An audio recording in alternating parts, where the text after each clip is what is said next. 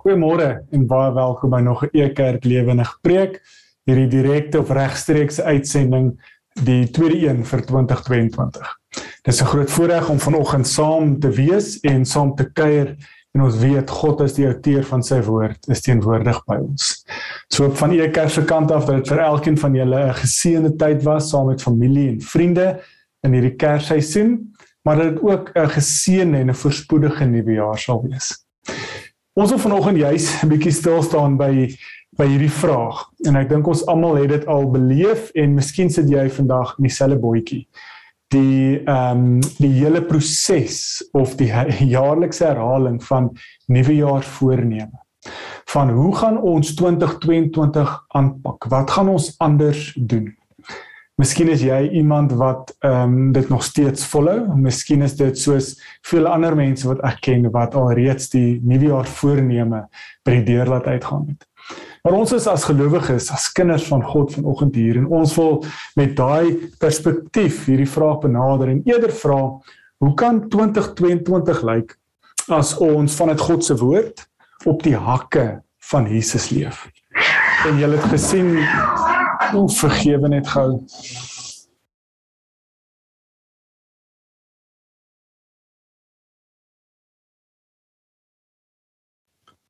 Baie jammer, daar was nou katte wat beklei het, so niks wat die mense nie gaan kan nou nie.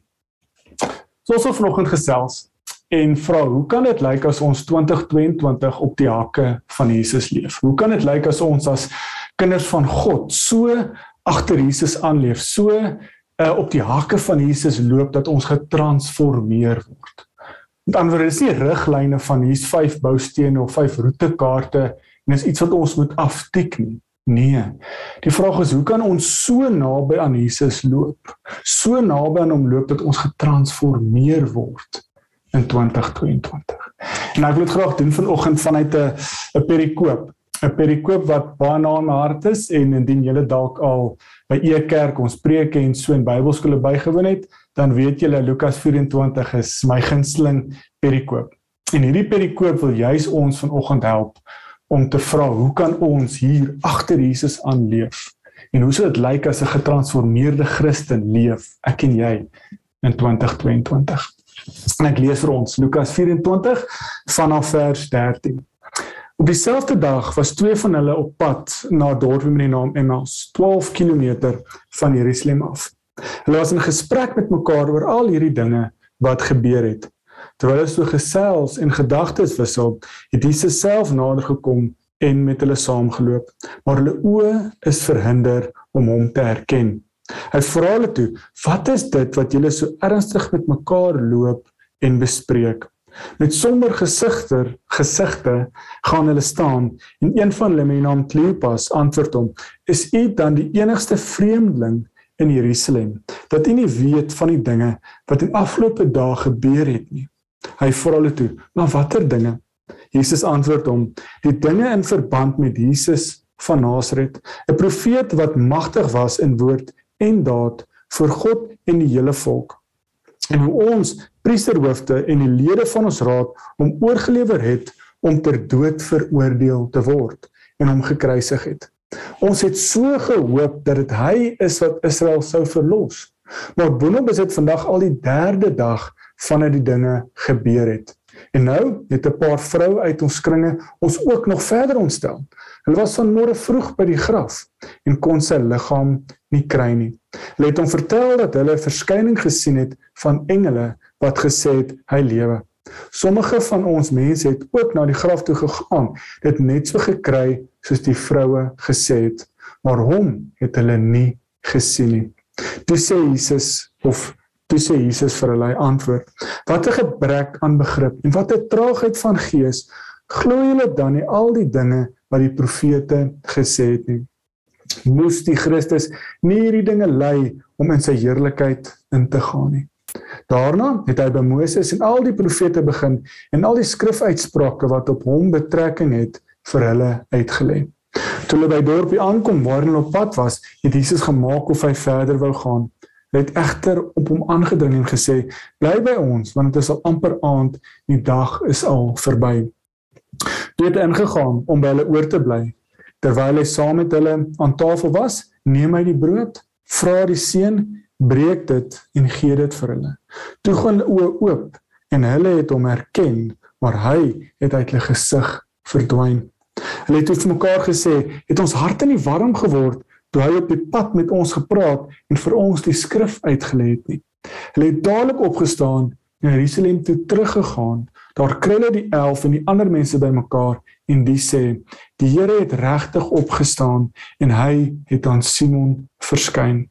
Toe vertel hulle wat op die pad gebeur het en hoe hy aan hulle bekend geword het toe hy die brood gebreek het. Dit is 'n wonderlike en tog ook 'n lang gedeelte.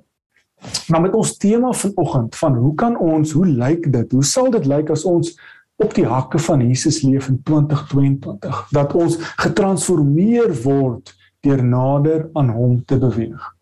So ons wil hierdie vraag beantwoord vanuit hierdie perikoop en juist vra, kom ons plaas onsself vir 'n oomblik in hierdie verhaal in. En ons kyk, wat is die dade, wat is die goed, die aksies wat Jesus, die opgestane Here doen in hierdie verhaal, wat lei tot die transformasie van Kleopas en sy vrou. Ons verstaan hierdie verhaal, dit gebeur net nadat Jesus gekruisig is. En nou lees ons hoe Kleopas en sy vrou ook sê, Lukas 24 vers 1, waar dit die derde dag is en die dames gaan graf toe en die graf is leeg. So dit is opstanding Sondag. En Kleopas en sy vrou loop weg hiervan. So ons moet mekaar sê, wat doen Jesus hier? Eerste aksie wat Jesus doen, is Jesus, die opgestane Here, loop weg van sy groot feesmaal. Dit is die opstandingsdag. Die dood is oorwin. Wat doen Jesus? Wat doen die opgestane Here? Hy loop saam met 2 onbekende mense vir die wêreld. Dis nie deel van die disippelskorps nie. Kleopas en sy vrou, hulle loop weg van Jerusalem af. So ons moet vir mekaar sê dat hulle 10-1 hulle geloof verloor het. Of hulle is in die proses om hulle geloof te verloor. Die passie, die vuur wat in hulle harte brand, wat die Here met hulle getransformeer het, gedoen het, daai koeltjie is besig om heeltemal te verdoof, dood te gaan. En hulle reageer op dit deur weg te loop. Hulle wil nie meer langer wag nie, hulle is moedeloos. So ons sien hier dat die eerste leefroete wat die opgestane Here ons hier mee help of wys, is om saam met mense die pad te stap. Nou dit is baie belangrik om te sê, jy stap die pad saam met mense. Hulle verstaan nie erns hoe belangrik dit vir die opgestane Here is, want dis 'n opstanding Sondag, groot feesmaal. Hy loop die hele dag, is 12 km, ten minste 8 ure. Loop Jesus weg van sy eie opstandingsfees af, saam met 2 onbekende mense, na 'n onbekende dorpie toe, in terme van die wêreldse perspektief. Dit is hoe belangrik hierdie 2 mense is vir die Here. Dit is hoe dit lyk as ons, ek en jy, saam met mense in 2022, 'n pad stap. Dit gaan dalk mense wees wat nie soos ons glo nie, wat dalk geloof verloor het, wat dalk nie dink soos ons nie. Mense wat Kleopas en sy vrou doen.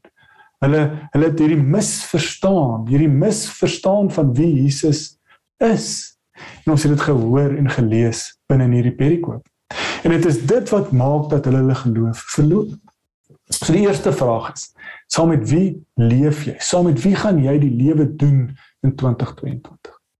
Die gevaar is vir ons as gelowiges, kerkmense, dat ons baie maklik of eerder 'n pad wil loop saam met mense wat soos ons glo en soos ons dink.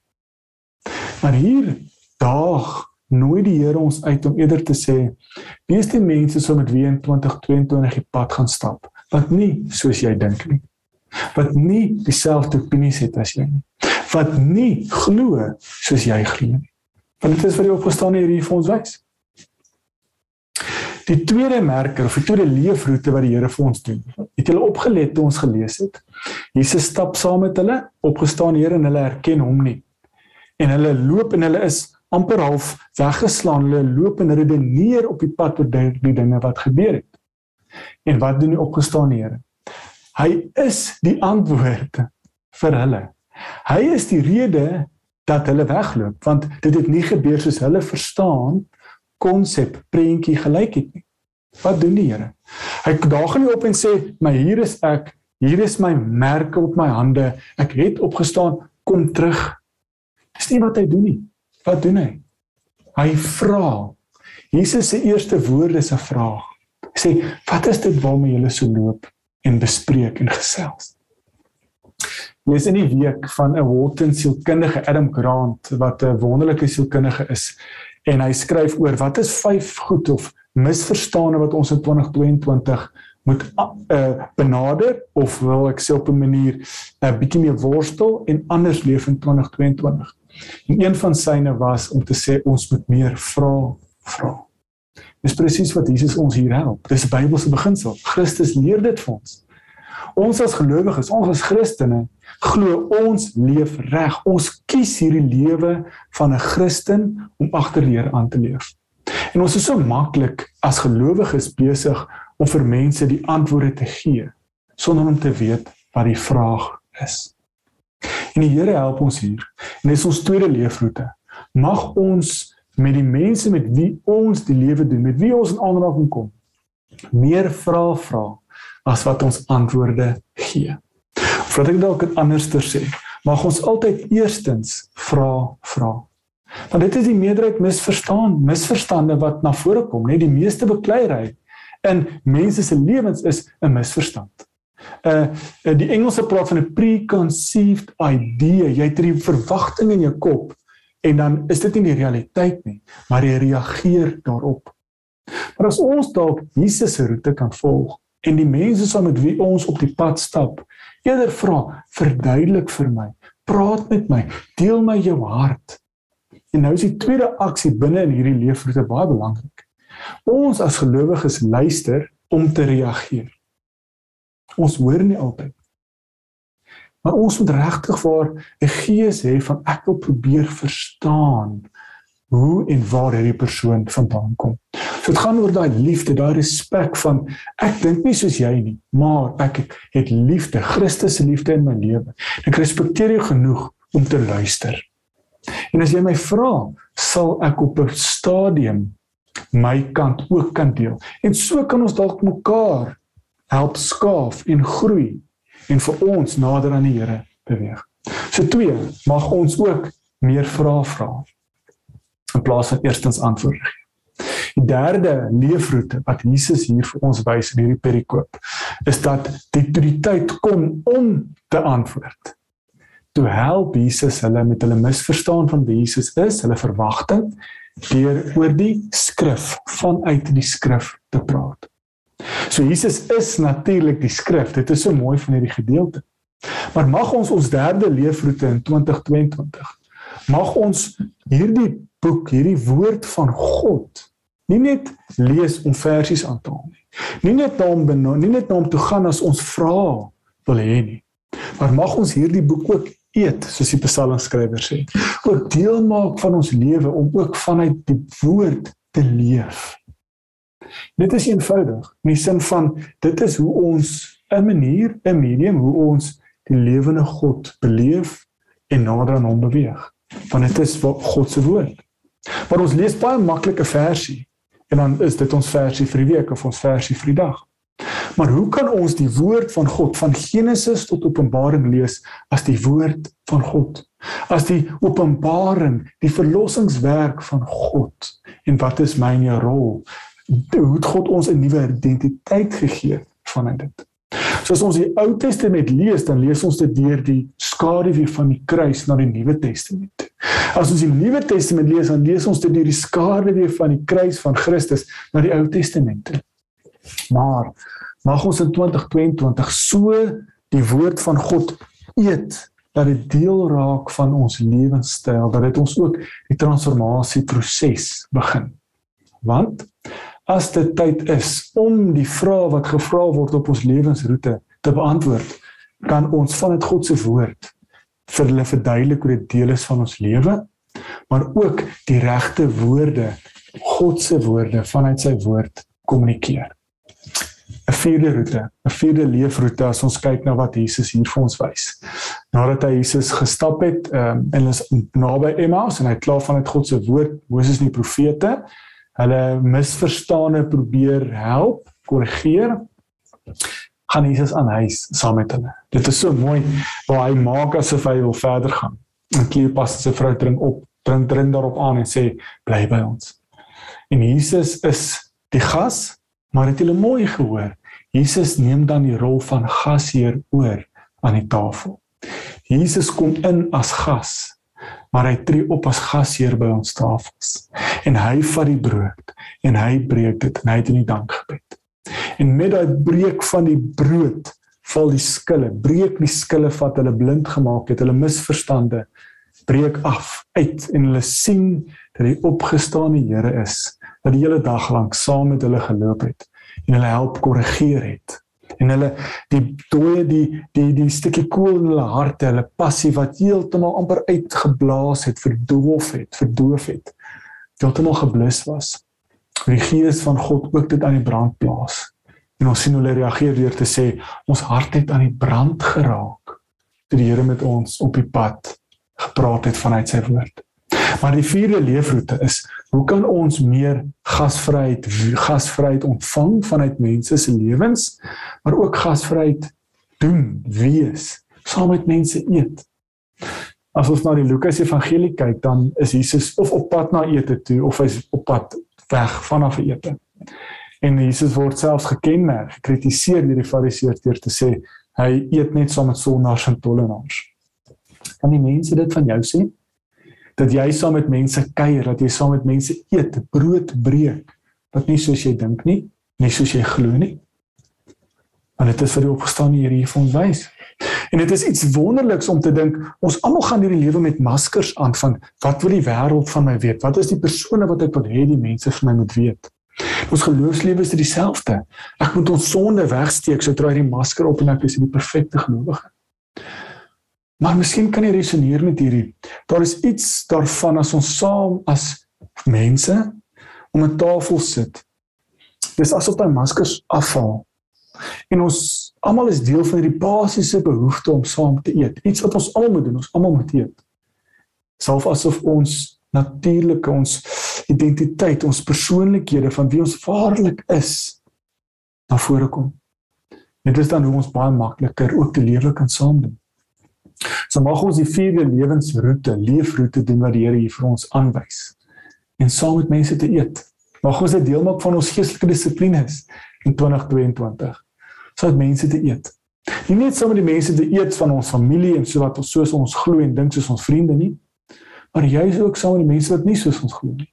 Saam met die mense wat nie dieselfde opinies het as ek nie. En ons nie intensie, 'n intensie daarmee om te sê ek het 'n doel met hierdie, maar dit is net om te weet, as ons hier aan tafel is, soos die Emmausgangers, weet ons, die Here, die opgestane Here, is ook teenwoordig, hy's gasheer aan hierdie tafel, terwyl ek en hierdie persone of persone saam eet, saam kuier. Mag ons ook bewus raak van die teenwoordigheid van die opgestane Here, terwyl ons hierdie basiese behoeftes bevredig van om te eet en te drink. Julle opgelet, daar's 'n vyfde roete wat ons van gepraat het. En dit is al die hele oploop van hierdie gedeelte gaan en kulmineer, kry hoogtepunt, 'n klimaks binne in hierdie. Want hulle kom tot die regte besef van wat God se plan was met die lewe en die sterwe en die opstanding van die Here Jesus Christus. En hulle skille val af. En hulle sien die Here raak, maar hy verdwyn. Maar ons sien in Jesus se afwesigheid nou, is hy Gees ook teenwoordig in hulle lewe. Want hulle het hemelse sooi brand. Hulle harte is aan die brand met wat die Here met hulle gedoen het op hierdie pad. Die 4 roetes van saam met hulle loop, hulle vra, saam met hulle vanuit die skrif praat, maar ook saam met hulle eet. Dit lei tot 'n lewe van transformasie. Van 'n lewe van, hulle is so passievol, 'n lewe so aan die brand, geblaas deur die werking van die Gees in hulle lewe, dat hulle hierdie 12 km terug hardloop deur Jerusalem toe. Ons sien is nou al donker, so hulle hardloop, dis vinnig, is 'n dringendheid, maar hulle kyk ook die gevaar van die donker pad in die gesig, hulle staar dit in die gesig, terug te hardloop deur Jerusalem toe. En dit is hoe dit lyk, as ons, ek en jy, in 2022 'n lewe van transformasie leef, dan het ons hemelse sooibrand. En dit is dalk iets waarmee ons geresoneer het in hierdie Kersseisoen waar ons baie eet. En as 'n mens so sooibrand het, dan raak 'n mens nogal so 'n bietjie ongemaklik. Jy kan amper nie stil sit nie. Mag ons ook daai hemelse kriewelrigheid hê om te sê, die Gees van die Here werk ook so in my en jou, in ons, dat ons nie anders kan as om saam met mense, saam met die ander die lewe te doen nie. Dat ons saam met mense kan vra en sê, verduidelik vir my jou hartsbegeertes, jou worstelinge.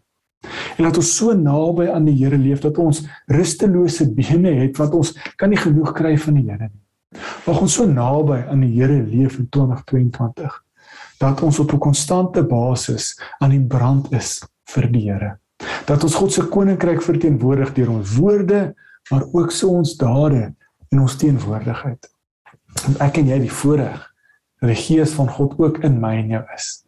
En mag ons ook toelaat dat die Gees van God deur ons werk en ook so God se teenwoordigheid wees in hierdie wêreld. Miskien sit jy vanoggend hier en jy resoneer glad nie met hierdie gedeelte nie. Miskien resoneer jy eerder met die feit dat jy soos Kleopas en sy vrou heeltemal platgeslaan is. Miskien voel jy 2021 en 2020 het my so platgeslaan, ek sien fisies nie kans vir 2022 nie. Miskien is daai geloof, daai passie wat jy gehad het vir die Here so doodgebrand in jou lewe, dat dit 'n dooie stukkie as is. Die Gees van God blaas daai ook aan die brand vandag. Van die Here, die lewende God, is teenwoordig in die hier en die nou. En as jy dalk soos Kleopas en sy vrou voel, mag jy ook bereid wees, oop wees om mense in jou lewe in te nooi, wat saam met jou die lewe doen, dat jy ook jou hartsbegeertes, jou worstelinge, jou twyfelinge kan deel met die mense.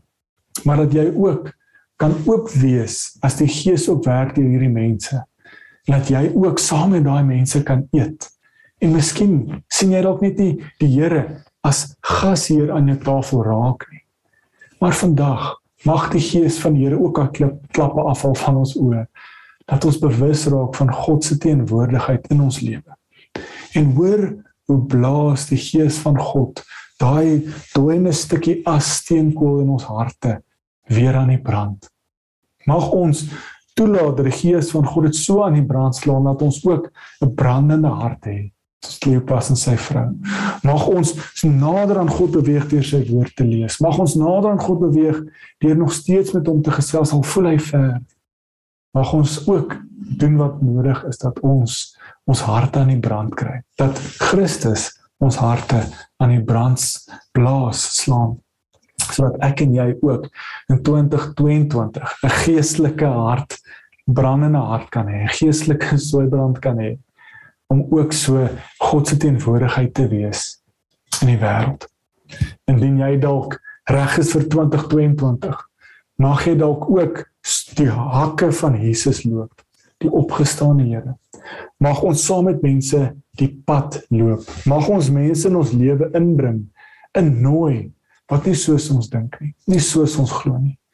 Wat vir ons regtig intentioneel spasie en tyd maak vir mense. Sonder die intensie om hulle reg te ruk, sonder die intensie om vir hulle die antwoorde te gee. Want dis nie wat die Here doen in Lukas 24. Dit is net om die lewe saam te doen en te weet Christus is saam met ons in hierdie verhouding. En mag ons bewus raak van die fluistering van die Gees ook in ons lewe. En die vrae wat ons dan vra, tweedens, mag ons meer vrae vra as antwoorde gee in 2022. Mag ons ook bereid wees en oop wees vir die werking van die Gees om ook te groei, om te weet ons is nie altyd reg nie.